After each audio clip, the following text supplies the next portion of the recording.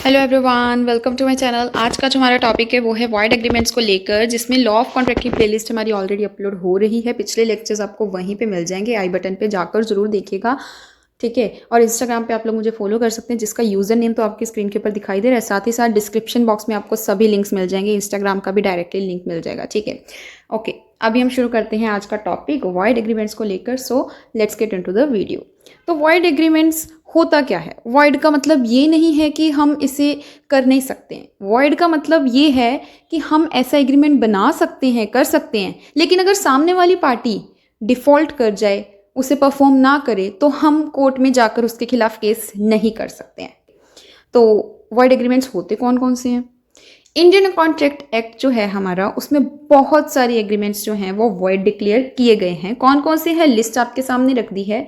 Video को pause कीजिए और अब आपने अगर मेरे पिछले लेक्चर्स देखे हैं तो आपको खुद ही पता लग जाएगा कि कौन कौन सी हम ऑलरेडी पढ़ चुके हैं।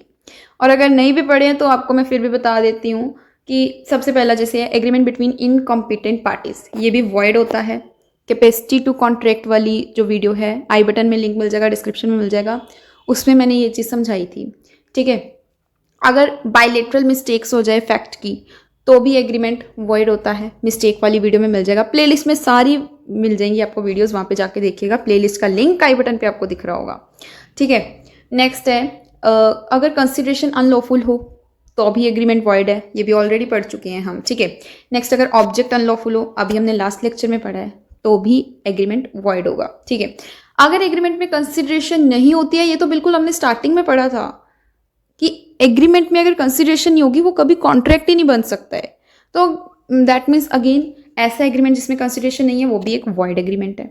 बना तो सकते हैं लेकिन एनफोर्स नहीं करवा सकते। 6th से लेकर 11th तक जितने भी हैं ये हमने आज के लेक्चर में अभी पढ़ने हैं। ये वाले आपको पिछले लेक्चर्स में मिल जाएंगे। लॉ ऑफ कॉन्ट्रैक्ट की प्लेलिस्ट का लिंक आपको कह रही हूँ बार बार, यहाँ आई बटन दिख रहा होगा, वहाँ पे क्लिक करके देखिएगा। तो सबसे पहले आता है हमारे पास agreement in restraint of marriage, जिसके बारे में section 26 of Indian contract act 1872 में बात की गई है। अब हर एक के पास राइट होता है कि वो अपनी मर्जी से किसी से भी शादी कर सकता है, लेकिन अगर कोई ऐसा एग्रीमेंट हो जाए जो उसकी इसी फ्रीडम को रिस्ट्रिक्ट करे तो वो पब्लिक पॉलिसी के अगेंस्ट हो जाता है। और अगर पब्लिक पॉलिसी के अगेंस्ट हो जाता है तो ऐसे एग्रीमेंट्स तो हमने पिछले लेक्चर में ही पढ़ा है कि वॉइड एग्रीमेंट्स होते हैं, ठीक है। तो अगर किसी को हम बोलते हैं कि तो उस लड़की से शादी मत करियो, अगर तुझसे शादी नहीं करेगा तो मैं तुझे इतने लाख रुपए दूंगा, ठीक है। और वो पर्सन कहते हैं ठीक है, अब वो आपसे पैसे भी ले ले और उसके बाद उस लड़की से शादी भी कर ले, फिर आप कोर्ट में जाकर कह नहीं सकते हैं, क्योंकि ऐसा एग्रीमेंट जो है वो वॉइड होता है, अनएनफोर्सिएबल है, ठीक है। नेक्स्ट आता है इसमें हमारे पास एक केस, लॉ वर्सेस पीयर्स। इसमें क्या था, एक पर्सन जो है वो एक लड़की से प्रॉमिस करता है कि मैं सिर्फ तुमसे ही शादी करूंगा, और अगर मैं तुमसे शादी नहीं करूंगा तो मैं तुम्हें 2000 यूरो की अमाउंट दूंगा अगर मैं किसी और से शादी करूंगा। अब यहाँ पर कोर्ट क्या कहती है, कोर्ट कहती है कि ये जो एग्रीमेंट है ये वॉइड है क्योंकि ये पब्लिक पॉलिसी के अगेंस्ट है। नेक्स्ट टॉपिक हमारे पास जो आता है वो है agreement in restraint of trade. I hope आपको साथ साथ क्लियर हो रहा है। अब agreement in restraint of trade जो है, इसके बारे में section 27 of Indian contract act 1872 में बात की गई है। अब आप जहां पर जो भी ट्रेड करना चाहते हैं, अगर वो लॉफुल है तो आपको इजाजत है, ठीक है। लेकिन अगर आप किसी के साथ ऐसा एग्रीमेंट कर रहे हैं कि उस एग्रीमेंट में ना मतलब आपके ऊपर रिस्ट्रिक्शन लगाई गई है कि आप ऐसा ट्रेड नहीं कर सकते हैं, इस एरिया में नहीं कर सकते हैं, या इतने टाइम के लिए नहीं कर सकते हैं, व्हाटएवर, ऐसे कोई भी रिस्ट्रिक्शन लगाई गई है, तो वो एग्रीमेंट भी वॉइड होगा, ठीक। क्यों? क्योंकि ये एग्रीमेंट जो होगा वो भी पब्लिक पॉलिसी के अगेंस्ट होगा। इसमें ये केस आता है हमारे पास, मधव चंद्र वर्सेस राजकुमार दास। इसमें क्या होता है, ए और बी दो पर्संस हैं जो कि कलकत्ता में सेम टाइप का बिजनेस कर रहे हैं। बी कहता है ए को कि तू अपना बिजनेस इस लोकेलिटी में क्लोज कर दे, इसके बदले में मैं तुझे कुछ अमाउंट दूंगा। ए कहता है ठीक है, तू मुझे पैसे दे दे, मैं यहां पर बिजनेस क्लोज कर देता हूं। तो ए वहां पे अपना बिजनेस क्लोज कर देता है, लेकिन बाद में बी उसे पैसे देने से मना कर देता है। देन ए जो है वो कोर्ट में फाइल करता है केस बी के ऊपर कि भैया इसने मेरे को कैसे मना कर दिया पैसे देने से, मैंने तो इसके कारण अपना बिजनेस बंद कर दिया वहां पे। तो कोर्ट क्या कहती है, क्योंकि इसने आपको ट्रेड करने से रोका है तो इसलिए ये एग्रीमेंट ही जो आप दोनों के बीच में हुआ वो वॉइड एग्रीमेंट है। आप हमारे पास नहीं आ सकते हैं, आपके आपस का मामला है, आपस में ही सुलझाइए। तो आई होप आपको क्लियर हो गया। लेकिन रिस्ट्रेंट ऑफ ट्रेड में हमारी बहुत सी एक्सेप्शंस भी हैं। अब वो कौन सी एक्सेप्शंस है उसके बारे में बात करते हैं। तो सबसे पहले तो आती है हमारे पास सेल ऑफ गुडविल। अगर हम अपना बिजनेस सेल करते हैं तो ऑफ कोर्स सी बात है हम अपने बिजनेस की गुडविल सेल कर रहे हैं। और अगर हमने गुडविल सेल करी है तो जिसको भी हमने अपना बिजनेस सेल किया है, जिसको भी हमने अपने बिजनेस की गुडविल सेल की है, उसके साथ हम एक ऐसा एग्रीमेंट बना लें कि अब हम इतने टाइम पीरियड तक एटलीस्ट या इस एरिया में एटलीस्ट ये सेम काइंड ऑफ बिजनेस नहीं करेंगे। अगर ऐसा हम एग्रीमेंट बनाते हैं तो उस केस में वो एग्रीमेंट वैलिड है, क्योंकि अगर हम उसको अपना बिजनेस बेचने के बाद भी same kind of business perform करेंगे, सेम लोकेलिटी में परफॉर्म करेंगे, तो उसको हमारा बिजनेस खरीदने का फायदा ही क्या हुआ। नेक्स्ट है हमारे पास exceptions under Indian partnership act 1932। इसमें सबसे पहले आता है सेक्शन 11 सबसेक्शन 2। अब इसकी ये प्रोविजन क्या कहती है? इसकी प्रोविजन ये कहती है कि कोई भी पार्टनर अगर पार्टनरशिप फर्म में है तो वो सेम काइंड ऑफ बिजनेस अपना अलग से सेपरेटली नहीं कर सकता है।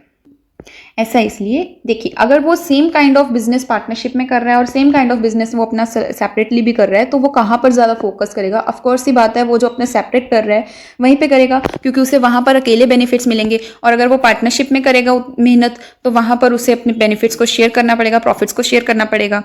तो इसीलिए कहा जाता है कि जो एक पार्टनर है वो सेम काइंड ऑफ बिजनेस नहीं कर सकता है। ठीक, तो यहाँ पर भी रिस्ट्रेंट तो हो रहा है, भले ही उसे रोका जा रहा है ट्रेड करने के लिए, लेकिन स्टिल वो वैलिड है, वो वॉइड नहीं है। अगर वो सेम काइंड ऑफ बिजनेस फिर भी करता है तो कोर्ट में जाकर उसके खिलाफ केस हो सकता है। नेक्स्ट इसके बारे में बात की गई है सेक्शन 36 सबसेक्शन 2 और सेक्शन 54 में ऑफ इंडियन पार्टनरशिप एक्ट के।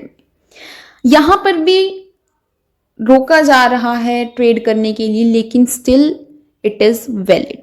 जो सेक्शन 36 सबसेक्शन 2 है ना, इसमें क्या कहा जाता है?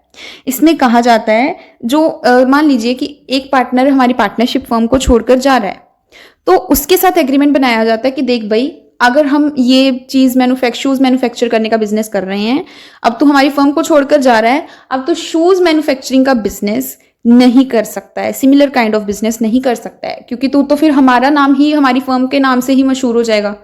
ठीक है, तो इसलिए तो सेम काइंड ऑफ बिजनेस नहीं कर सकता है। तो अगर ऐसा भी कोई भी एग्रीमेंट होता है एक आउटगोइंग पार्टनर और रिमेनिंग पार्टनर्स के बीच में, तो वो वैलिड है, भले ही उसे काम करने के लिए रोका जा रहा है। इसी तरीके से सेक्शन 54 में क्या कहा गया है? सेक्शन 54 में कहा गया है कि अगर फर्म, पार्टनरशिप फर्म जो है वो डिसॉल्व हो रही है, डिसोल्यूशन ऑफ द फर्म हो रहा है, तो उस टाइम पर पार्टनर्स आपस में डिसाइड कर सकते हैं कि हम ये सेम काइंड ऑफ बिजनेस नहीं कैरी ऑन करेंगे इस लोकेलिटी में या फिर इतने टाइम पीरियड तक। ठीक है, तो अगर उनके बीच में ऐसा एग्रीमेंट होता है तो भी वो वैलिड है, भले ही वो एक दूसरे को रोक रहे हैं सेम काइंड ऑफ बिजनेस करने के लिए। नेक्स्ट है हमारे पास restraint by a contract of service. एक जो एम्प्लॉयर है ना, जो अपने एम्प्लॉय को तनख्वाह देता है, सैलरी देता है, उसके पास राइट होता है कि वो अपने एम्प्लॉय से एक ऐसा एग्रीमेंट करवा ले कि भाई तो सिर्फ मेरे पास ही काम करेगा, जब तक तो मेरे पास लगा हुआ है तो सिर्फ मेरा ही काम करेगा, तो किसी और दुकान का काम नहीं करेगा। ठीक है, जितने भी टाइम तक तो मेरे पास काम कर रहा है। तो अगर ऐसा एग्रीमेंट वो बनाते हैं तो दैट इज ऑल्सो वैलिड, भले ही उसे काम करने के लिए रोका जा रहा है। ट्रेड कॉम्बिनेशंस में क्या है? दो या दो से ज्यादा ट्रेडर्स या फिर मैन्युफैक्चरर्स एक दूसरे का कंपटीशन खत्म करने के लिए ना कंबाइन हो जाते हैं और कहते हैं कि हम इस चीज को इतने प्राइस पर ही बेचेंगे। तो ऐसा एग्रीमेंट भी उनको ट्रेड करने से, उसको मतलब मिनिमम प्राइस वो सेट कर रहे हैं, उससे कम या उससे ज़्यादा प्राइस पे वो बेच नहीं सकते हैं। तो एक तरीके से ट्रेड के ऊपर रिस्ट्रिक्शन लग रही है, लेकिन स्टिल ये एग्रीमेंट वैलिड है। नेक्स्ट एक्सेप्शन जो आती है हमारे पास वो है सोलस एग्रीमेंट, और सोलस एग्रीमेंट को एक्सक्लूसिव डीलिंग एग्रीमेंट के नाम से भी जाना जाता है।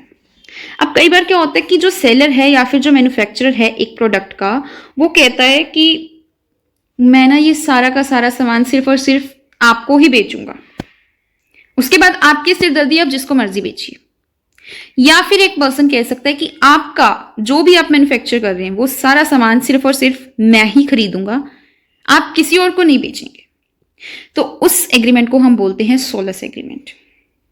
तो ये भी वैलिड है अगर इनका मोटिव चेंज हो जाता है मार्केट को मोनोपोलाइज करने में, तो उस टाइम पर इनका जो ये एग्रीमेंट है वो वॉइड हो जाएगा। अगला जो एग्रीमेंट वॉइड है वो है agreement in restraint of legal proceedings. अगर किसी को, देखिए अब हर एक के पास तो एक राइट्स होते हैं जो कि हमारे कॉन्स्टिट्यूशन ने हमें दिए हैं, और हर एक का ये राइट होता है कि वो अपने राइट्स को प्रोटेक्ट करके रखे, ठीक है, और वो प्रोटेक्शन के लिए जा सकता है कोर्ट में, लीगल प्रोसीडिंग्स करवा सकता है। लेकिन अगर कोई ऐसा एग्रीमेंट बनाया जाए कि कोई पर्सन का ये राइट कोर्ट में जाने का खत्म कर दिया जा रहा है, रिस्ट्रेन किया जा रहा है, तो उस टाइम पर वो जो एग्रीमेंट है वो वॉइड होगा।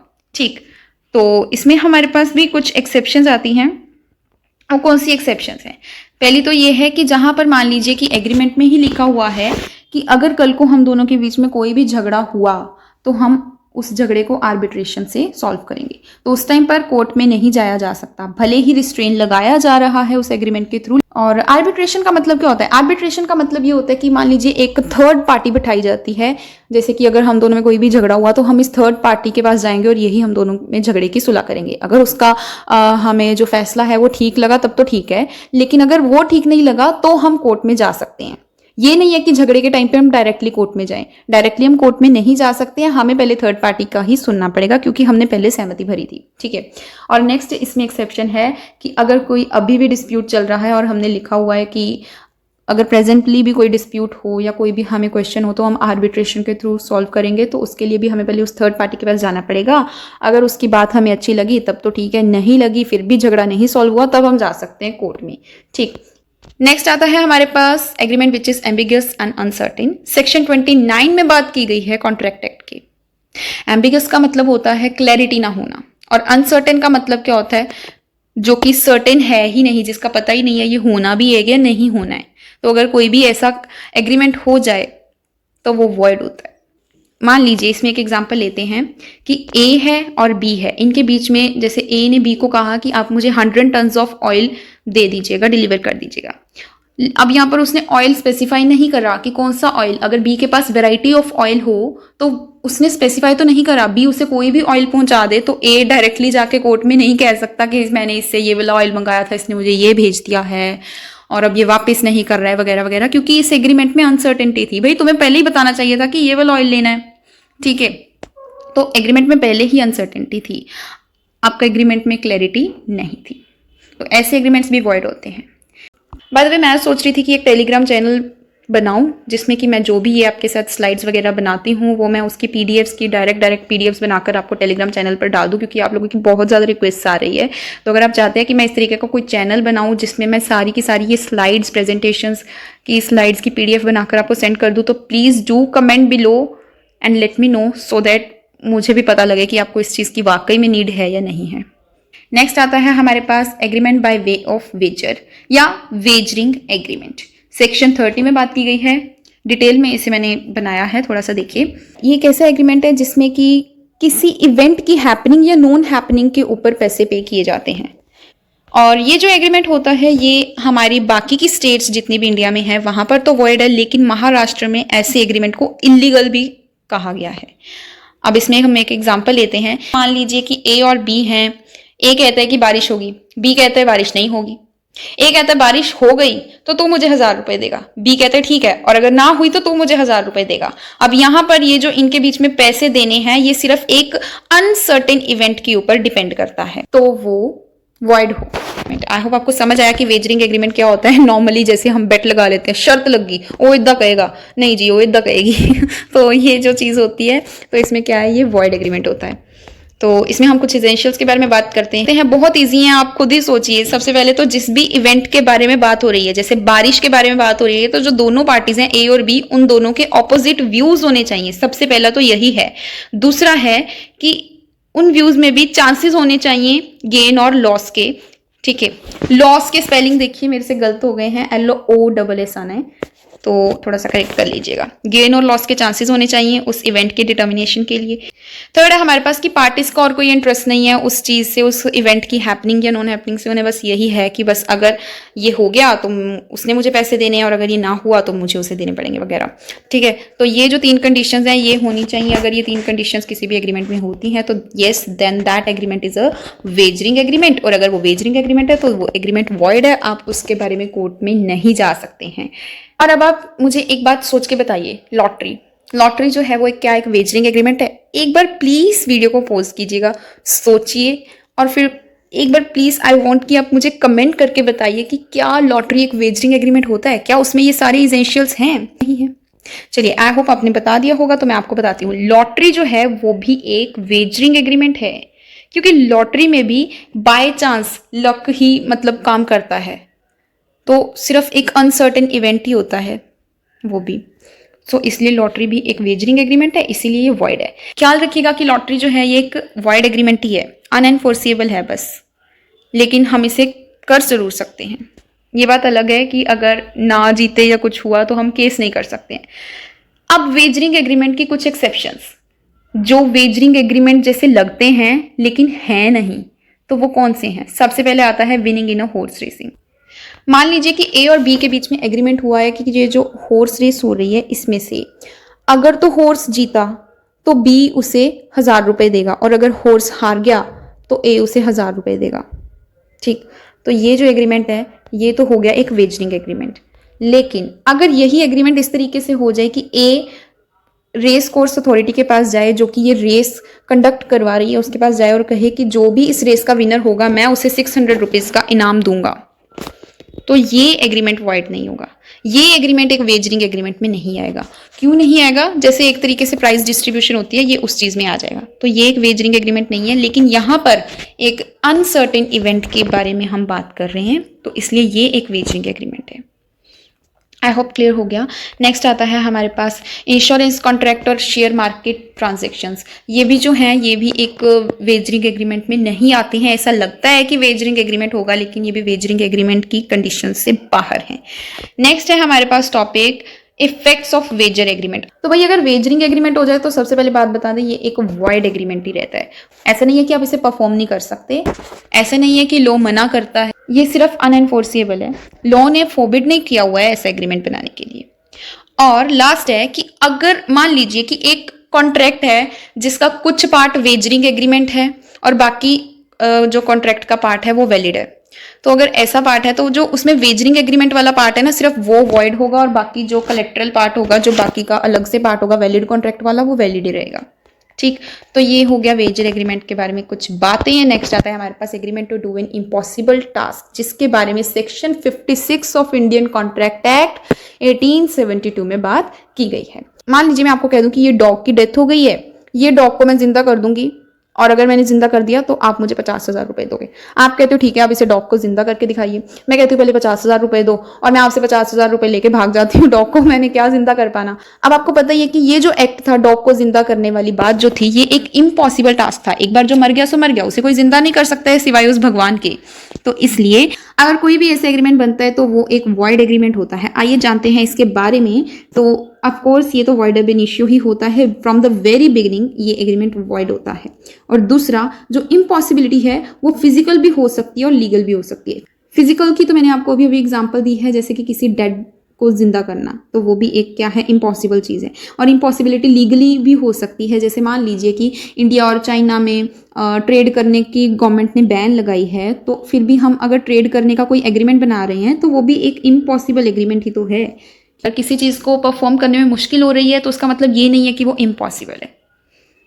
थोड़ी सी मोटिवेशन भी मिल गई है वैसे मुझे तो इस चीज़ में, शायद आपको भी मिली हो। नेक्स्ट आता है हमारे पास कॉजेज ऑफ इम्पॉसिबिलिटी। क्या कारण हो सकते हैं? पहला तो कारण हो सकता है कि जैसे लॉ चेंज हो गया, जैसे कि इंडिया और चाइना में गवर्नमेंट ने ट्रेड करना बैन कर दिया है, तो लॉ चेंज हो गया है। लॉ चेंज हो गया है तो again it becomes impossible to trade with such country. Next है हमारे पास अगर सब्जेक्ट मैटर ही डिस्ट्रक्ट हो गया हो, जैसे कि आपके और मेरे बीच में एक डॉग को लेकर डील चल रही है। आप कहते हो ये डॉग मुझे दे दो इतने 1,000 रुपीज़ का, मैंने कहती हूँ ठीक है ले लो, लेकिन मुझे भी नहीं पता, आपको भी नहीं पता कि डॉग का तो एक्सीडेंट हो गया, वो तो मर गया, तो ये भी एक इम्पॉसिबल एक्ट हो जाता है, तो ये भी वॉइड ही होगा यार। नेक्स्ट आता है हमारे पास personal incapacity of the promisor. मान लीजिए एक सिंगर है, उसका कॉन्सर्ट है, वो कहीं जा रहा है और रास्ते में उसका एक्सीडेंट हो गया, तो हम ये नहीं कह सकते कि ठीक है जी सिंगर की फैमिली में से कोई भी और उसकी जगह जाके परफॉर्म कर देगा, कॉन्ट्रैक्ट को, उस कॉन्सर्ट को परफॉर्म कर देगा। तो ऐसा नहीं हो सकता, क्योंकि जो भी उसकी अपनी कैपेबिलिटी है वो तो उसकी फैमिली में से किसी के पास भी नहीं है, वो उसकी पर्सनल उसके पास चीज़ थी, उसकी आवाज़, ठीक है। तो ये भी एक इम्पॉसिबिलिटी है, तो इस तरीके की इम्पॉसिबिलिटी हो सकती है। अच्छा, नेक्स्ट आता है हमारे पास सब्सक्राइब करने का पॉइंट। आपको करना होगा, मेरे चैनल को सब्सक्राइब करना होगा ही क्या, जस्ट आपसे रिक्वेस्ट कर रही हूँ यार, सब्सक्राइब कर देना। और thank you so much for watching dear. आप आते हैं जाते हैं, लाइक नहीं करते हैं, सब्सक्राइब नहीं करते हैं, शेयर नहीं करते हैं, प्लीज सब्सक्राइब कीजिए। इंस्टाग्राम के ऊपर मुझे फॉलो भी कीजिएगा। Thank you so much for watching.